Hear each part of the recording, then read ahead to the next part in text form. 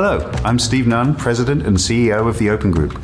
Welcome to Toolkit Tuesday, where we highlight the various components and leading experts of the Architect's Toolkit, a collated portfolio of the most pertinent technology standards for enterprise architects. During the series, I'll be calling on a number of recognized experts who will bring their particular insights on how to most effectively use the various tools in the Architect's Toolkit. We'll have a mix of interviews, panel sessions, and pre-recorded presentations along the way. While all standards of the Open Group are designed so they can be adopted independently of one another, the greatest value for an organization can be derived when they're used in unison. The sum of the parts should be greater than the whole. In the Architect's Toolkit, we have collated a portfolio of the most pertinent ones for architects together all in one place. For most of these tools, certification from the Open Group is also available, so practitioners can demonstrate that they have the skills required and recruiters can take the guesswork out of the recruitment process, all backed up by our Open Badges program. Welcome everyone to this episode of Toolkit Tuesday Special Edition. I'm Steve Nunn, President and CEO of the Open Group, and thank you for joining us, taking time out of your busy day or evening, wherever you are today, to join us. And wow, it's March already. How did that happen? But we are on a monthly cadence so far of Toolkit Tuesday Special Editions.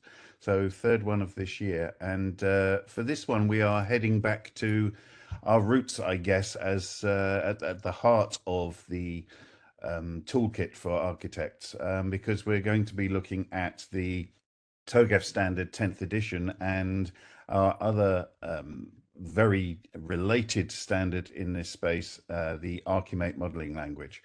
And we'll hear much more about how they work together and how you can get certified in those. But before I do, just a quick item of housekeeping. If you have a question for our speaker today, please use the Q&A channel, which is, you'll find it if you don't see it already. If you click on the three little dots in the bottom right-hand corner of your screen, that will pop up the Q&A channel. It just makes it a bit easier for me to see them coming in and order them. And please don't wait till the last minute to put them in there either. And please use the chat channel, as people are already doing, to communicate with each other, make comments, give us feedback, however it might be. We love hearing where you're joining us from, global audience for Toolkit Tuesday, as there is for much of what we do at the Open Group. So without further ado, I'm going to kick off today's topic and introduce you to our speaker. It's a great pleasure to have my longtime colleague, Andrew Josie, joining us today. Andrew is VP of Standards and Certification, and he oversees all the certification and testing programs here at the Open Group, as well as managing our standards process for us. He joined the company in 1996 and has been closely involved with standards development, certification and testing ever since. He's led many standards development projects, including specification and certification development for the ArchiMate, TOGAF, POSIX and Unix programs. So a warm welcome back, actually, to Toolkit Tuesday for Andrew Josie. Over to you, Andrew. Thank you, Steve. Let me just get the presentation going. You're loud and clear. Good. Yeah, let's just kick things off here. So yes, here we are today, and let's just get things going. So this is what we're going to talk about today. We're going to give you a very quick look into the TOGAF Standard 10th edition and the ArchiMate 3.2 specification, the ArchiMate modeling language, and also the certification programs. So let's just look a little bit more at the agenda. So these are the three takeaways I hope you can take away from today. So we're going to give you a quick overview of the TOGAF Standard 10th edition, the ArchiMate 3.2 specification, and the various learning paths that we have available if you want to take that up, take up the study, the education, through to certification. So first of all, I'm going to start with a very brief look at the TOGAF Standard 10th edition and its key features. What we heard, so the 10th edition is the latest edition of the standard. It was introduced in 2022. What we had heard in the feedback on the previous versions of the standard was that practitioners wanted more guidance, better guidance, and topical guidance. So a key change we've made in the 10th edition is to update the structure, which is now an updated modular structure, which is designed to facilitate future extensions and to support a focus on delivering extended content. And I'll explain a little bit more about already how we've extended the standard since it was introduced in 2022. Firstly, looking at the modular structure, the standard itself sits in something that we call the TOGAF library, which is part of the Open Group library. So if you run along to the Open Group's homepage, you run along the top bar, you will see the Open Group library as one of the items you can click in on the bar. And in that library, we have the standard and supporting documentation, such as white papers, reference cards, guides, etc. Now, if we look at the modular structure of the standard itself, it's evolved into a set of documents that can be divided into two broad categories. There's what we call the TOGAF fundamental content. So in this diagram, this is the content on the left, and that's shown here in green. And basically that corresponds to what we had previously in the TOGAF standard version 9.2. And then we have what we call the dynamic content in the form of TOGAF series guides, shown here in purple, and I'll talk a little bit about these. But the fundamental content is intended to be stable and enduring, whereas the TOGAF series guides are more dynamic in that we expect new and additional guides, and we may change guides more frequently than we would change the stable fundamental content. So just to give you another view on the modular structure. So as I mentioned, the TOGAF standard is a set of documents. These are the 6 documents that form the fundamental content. And to that, we've added a number of documents, and I'm bringing them in roughly over the time sequence. So we started with 26 documents in 2022. And now we're up to, if I can click all these in, I've almost got too many to fit on the screen. We're now up to 32 documents, with the most recent documents being introduced as late as September last year. So let's now look briefly into the contents of the standard. So firstly, if we look into the fundamental content, we'll see that continuity has been a key driver. So if you're familiar with, if you've been familiar with earlier versions of the standard, you will see many of the familiar, the same concepts have been retained. So you'll see familiar elements such as catalogs, diagrams, and matrices. The ADM method is there, the ADM diagram is there. You'll see these, partitioning, the content framework, that's all carried forward. And then we've introduced a number of documents that we call the TOGAF series guides. Now you can think of these as the how-to. So whereas the fundamental content is the what, for the standard, the series guides are intended to be the how-to. And they cover a range of topics from general how-to guidance right the way through to establishing an enterprise architecture to domain-specific material. Now I'm going to give you a quick whirlwind tour of the contents. As I mentioned, we are now up to 32 documents altogether in the standard, 26 of which are TOGAF series guides. So I'm going to give you a very quick high-level overview of what we've got. So we've got some how-to documents. So these include an ADM practitioner's guide and use and guidance on use of the TOGAF standard in the digital enterprise. We have a big wealth of information around business architecture. I think we're now up to 7 guides in that area. So it's a rich collection of business architecture guidance. We have also a rich collection that we're building up on data and information architecture. That's now up to 4 TOGAF series guides, including one of the most recent ones there looks at sustainability, environmental sustainability of information systems. So that's an interesting one. And we've actually introduced a certification credential that I'll touch on a little bit later in that space. Security and agile methods. One of the things we wanted to address when we put the 10th edition together was agility, how to use the TOGAF method, in an agile enterprise, and how to apply the TOGAF using agility, agile sprints, and so on. We've got guidance in those areas.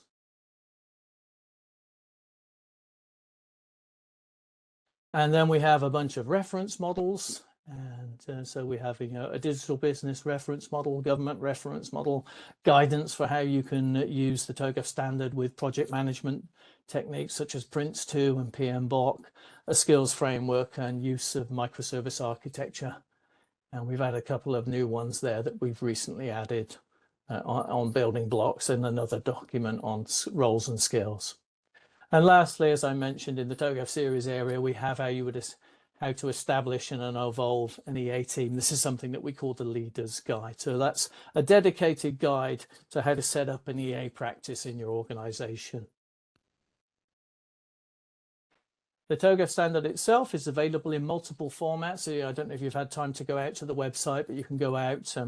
You can see we have an online digital edition. We have PDF downloads. You can also get a hard copy from our publisher. Now, with all this information, you might think, wow, there's 32 documents. Where do I get started? And a good resource for that is we have a white paper introduction to the standard. And you can go out to this QR code here, and you can, or just click on the URL, go to the URL, and you can read the white paper. And that gives you a very good introduction that explains the motivations for why the standard is organized as it is. And for those who are really interested in the details down below, it sort of gets into what's changed in the fundamental content between 9.2 and the 10th edition. So that's a really good resource to get an introduction to the standard. Now, the online digital edition is something that was new that we introduced this time round. We have a sort of a graphical front end here. So if you go to the Open Groups homepage, you scroll down, you look for the TOGAF standard, you can click into what we call the digital edition. Gives you this sort of GUI sort of front end. Now, the idea with our online edition is we're trying to come up with something to make it easier to navigate and search. And we're evolving that constantly. And in fact, just to give you a sort of a heads up, look around for May, there will be a fresh look and feel to our online edition. We're doing some further enhancements. Just click you through. Obviously, once you've gone through the sort of GUI interface, you then get through to the sort of the textual, the online digital edition. Obviously, you can start reading the books, you can search, and it sort of gives you some information, how to get started. So that was a really quick look at where we are with the TOGAF Standard 10th edition right now. Obviously, we could spend a whole, an hour or multiple hours talking about it, but obviously we're trying to fit into today's Toolkit Tuesday slot. So what I wanted to talk now was a little bit about the ArchiMate language and its relationship with enterprise architecture. Firstly, we'll start a little bit with the what. For those of you who've not heard about the ArchiMate language or not that familiar with it. What is it? Well, it's a visual language that you can use specifically to describe enterprise architectures. So this is a bit more on the what. As I mentioned just on the other slide, this language that we have, this modeling language, is designed specifically to support EA. And together with the how, that is the provision in the language of concepts and relationships for describing EA concepts. So if you look at the language, you'll see it's got concepts, notations for describing strategy, motivation, business, application, technology, functions and processes, and so on. So it's everything that you would sort of expect. If you're familiar with EA, you'll see all the familiar concepts and relationships supported by this language. So on the why, here again, we emphasize the tie between the language and enterprise architecture. The language is really for communication with stakeholders to show how concerns are being addressed in an EA. It's the old adage, a picture sort of says 1,000 words. And so the idea is you can be creating, views and views to communicate with your stakeholders. Here is a very simple model extract showing a stakeholder viewpoint. So here we're identifying two stakeholders, the ArchiSurance Board of Directors. Now, ArchiSurance is something that you'll hear time and time again when we talk about the ArchiMate language. It's actually a case study, and I'll touch a little bit about that. And this model extract here shows you the two stakeholders and their concerns modeled as drivers, and shows you that customer satisfaction is a shared concern. Obviously, I'm not going to spend a lot of time going into details of models, but just wanted to give you a sort of a taster here. So as you would expect from two EA standards, as Steve mentioned at the start, two EA standards from the open group. They're closely related. So the ArchiMate modeling language is closely related to the TOGAF standard, which we show on this slide. So if you look at the what we have available in this slide, we can map the ADM to various aspects of the ArchiMate modeling language. So the TOGAF standard provides a framework for developing and maintaining enterprise architectures, and the ArchiMate language is the language that you would use to communicate that EA with your stakeholders. They're easy to use together because they're actually based on the same concepts. So when you look at the concepts in the TOGAF standard, you look at the same concept in the ArchiMate specification. They are intended and they are the same. So the figure on the right there, as I mentioned, is just to show how the language maps to the TOGAF ADM, to the TOGAF architecture development method. So putting it all together, so what we see is the ArchiMate specification and the TOGAF standard, are aligned at the concept level. So, the ArchiMate language models, elements, EA elements, while the TOGAF framework is the methodology for managing your EA. You can integrate, the language, the modeling language into the phases of the ADM, and the language supports a rich set of modeling constructs, so you can do very detailed modeling if you wish. And it enables architects to, to communicate and to visualize, representations of complex architectures. So I'll just show you another couple of models. I said I wasn't going to show you many models, but I'll just show you a couple of different model extracts. So here's a couple of models that you might see if you were modeling the preliminary phase, stakeholders and their concerns, business goals and principles, business strategy. Obviously, I'm going through these very quickly. Here's something that is an example of what you might see in phase A, architecture vision. This is actually an example from one of our case studies.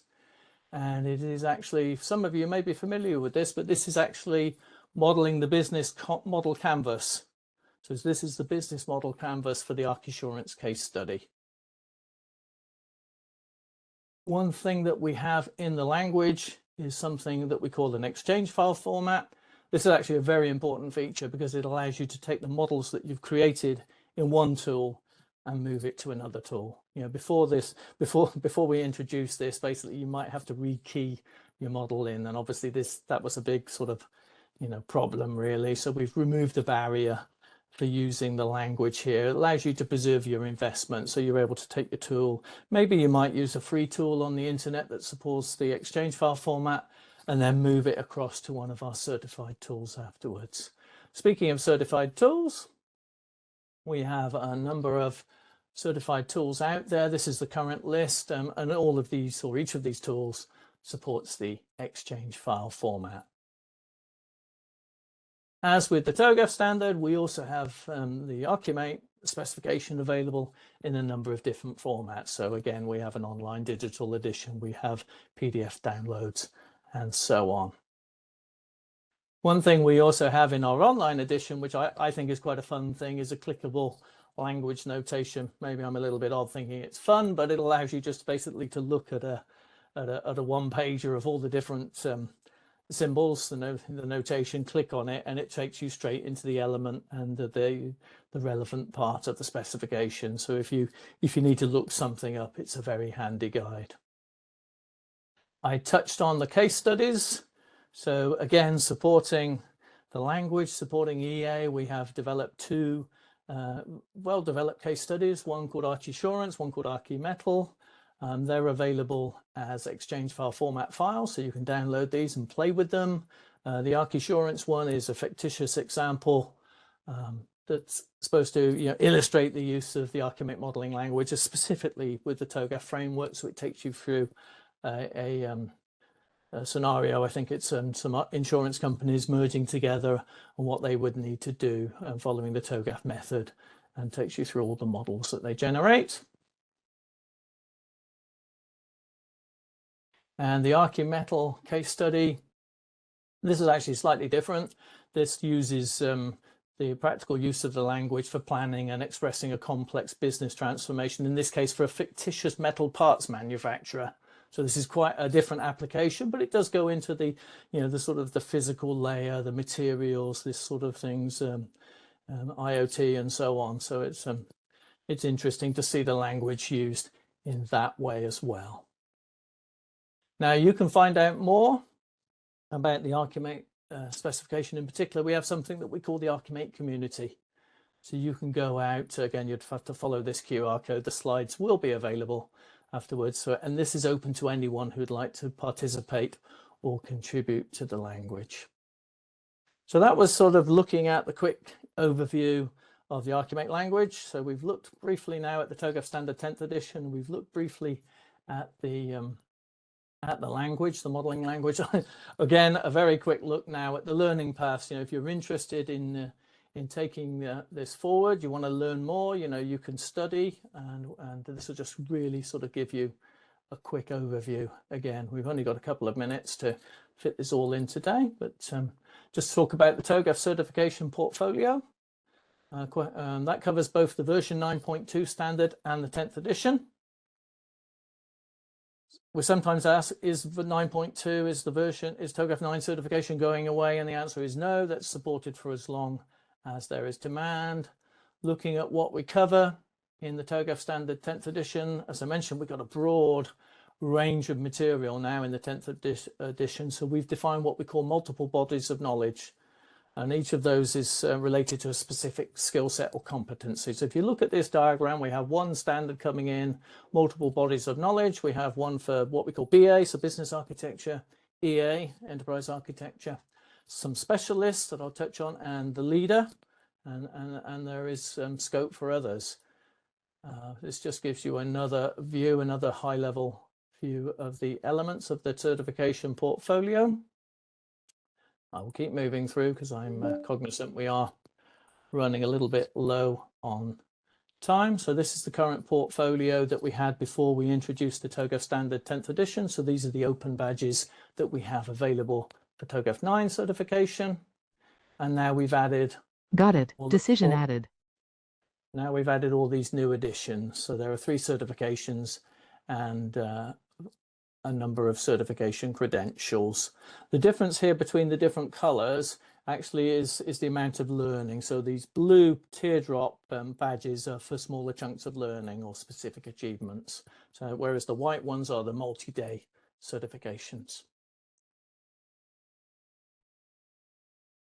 Quick look here at the path. If you're coming in from TOGAF 9 certification, basically there is the line along the bottom is the bridge that takes you across to the TOGAF Standard 10th edition based programs. In the TOGAF Standard 10th edition, we have both enterprise architecture certification at the foundation and the practitioner level. We also have business architecture foundation right now. And they're basically a similar sort of configuration to as we had for TOGAF 9 certification. So you can either take a part 1 exam if you're going down the one path, followed by part 2, or you can take a combined. And as I say, if you want a bridge from being TOGAF 9 certified across to TOGAF EA practitioner, you can do that through the bridge path at the bottom. And these are the new certification credentials that we've added. So we've added some specific smaller chunks of learning for Agile Specialist, Digital Specialist, and Leader. And these are the ArchiMate certifications that we support. So similar idea, we have a foundation and a practitioner. We also have an extra badge called Essentials that I'll touch on as well. So just here to show you the learning paths. With ArchiMate, you can come in, you take a part 1, get your foundation, you take a part 2. We don't actually have a combined for this.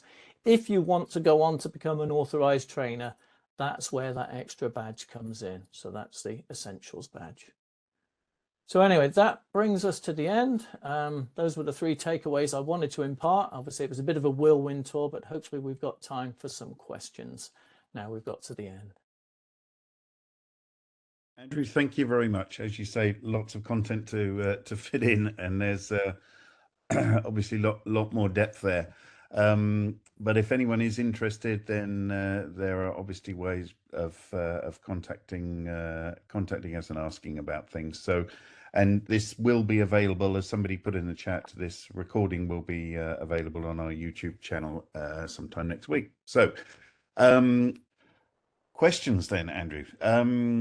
with 32 standards, it's difficult to know where to begin for a certification. Could you share the single self-paced training course that's designed to obtain the TOGAF EA certification?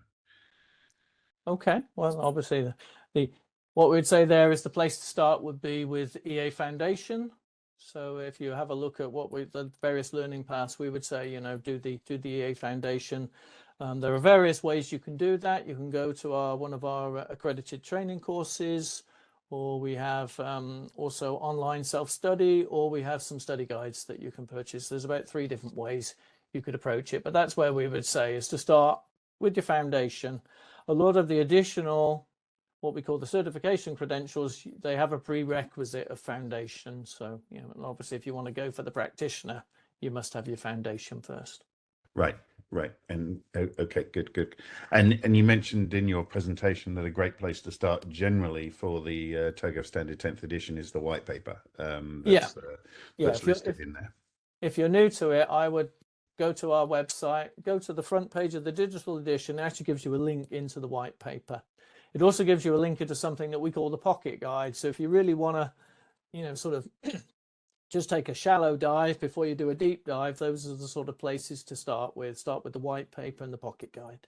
Right. And then there's some activity in the chat around some specifics around ArchiMate, including for example, a question about the data layer. How can we do the data layer if we want to identify tables and databases? Getting into implementation there. Yes, that sounds like one that's worth joining the community to have a discussion, I should think, with the experts. Yes, there is actually an ArchiMate community. There's obviously our ArchiMate forum in the open group. We also have a community which is available for individuals who can ask questions on that. It's probably best to get guidance on that if you have them. So another question, I guess it's slightly different to the first one about a self-paced study. Question: is it important to take training from a certified institute, or as we would say, accredited trainer, in order to pass the certification exam? Well, obviously, we would recommend going to our trainers because obviously we know the quality of an accredited training course. Whereas if it's non-accredited, we don't really, we're not involved at all in assessing. Whereas, with our accredited courses, they've gone through a rigorous assessment. Also, there are some aspects of the training that you can only get by attending an accredited training course. For example, we have a special badge, which is called the Applied TOGAF Enterprise Architecture Practitioner course. And that requires you to take some practical exercises with an accredited trainer in order to earn that badge. So if you were ever thinking of becoming a trainer, you must hold that badge. One of the things we wanted to do with the 10th edition was to put in more practical emphasis, and we've done that as part of our accredited training courses. Right. As I say, there's another question in here from Tiago, one of our regulars actually. Can you share the presentation? And yes, the presentation will be made available on our YouTube channel next week. And there is in the chat high above, there is a link to that. And you'll be able to find it there along with other episodes of Toolkit Tuesday. So one last question before we wrap up, Andrew, and that is, again, this relates to ArchiMate, or actually its relationship with BPMN. So do they compete, and what is the difference? Actually, if you go to the specification in Appendix E, I think it is, we do discuss that. So we do address that about how you can use the ArchiMate notation with BPMN. It's very much a use with sort of situation. Yep. There are certain things you can do sort of best in each language, if you get my drift. So it's if you want to drill down into certain process details, then BPMN is the right tool. So I would say go to the ArchiMate specification, look down near the back in one of the appendices. It talks about using the ArchiMate language with other standards. And in there, one of the subsections is about addresses specifically use with BPMN. So that's a good place to start. Right. And a late breaking question, maybe slightly unfair, but are there plans to introduce a business architecture practitioner similar to an EA practitioner certification? At this moment, no. However, if I saw one of the other questions is, so how can I get an introduction to the business architecture body of knowledge? Study guide is very good there, very rich. Plus, we've got 6 or 7 guides. You know, we've got quite a rich collection. We need to take it a step further if we were to do a practitioner. We don't really have that sort of, you know, that Right. extra step right now. But we do have a very rich set of methods in the foundation. So there's plenty that you can pick up, take back to your organization and apply immediately. Great. Great. Andrew, we'll leave it there for now. Thank you very much for sharing today. And I'm sure we'll see you again at some point on Toolkit Tuesday. Thank you. Okay, thanks very much, Steve. So thanks everyone for your attention today, and to those of you who are watching a recording later, thank you for taking the time out. So one last shameless plug I have is for our May Summit. A couple of times a year at the moment, the Open Group has a sort of gathering of the clans where we bring together our various work groups and forums, and we're doing that in Amsterdam and in May, and I really encourage you to think about attending. The theme is ideation through innovation into implementation, and we've got a something we started last year, I believe, industry awareness days, which give a great intro to some of the things that we're doing at the Open Group. And we've got those on EA practice, the ArchiMate language, our Open Footprint forum, which is interesting, coming up with a data model there for collecting and reporting on data emissions, our OSDU forum, including a mining special interest group and energistics, something on our security portfolio, and also the IT for IT standard. So if you're able to get to Amsterdam, May 19th to 22nd, we'd love to see you there. Meanwhile, we will hopefully see you again on our next episode of special episode of Toolkit Tuesday, which is on April the 8th. And there we'll be talking about empowering the future. We have an event in Peru, and some of the speakers from that will be giving us an overview of what they'll be talking about, but generative AI, innovation, and open standards in digital transformation. So hope you can join us then. And thank you again for your time today, and take care and be safe wherever you are. This has been Toolkit Tuesday. Bye-bye.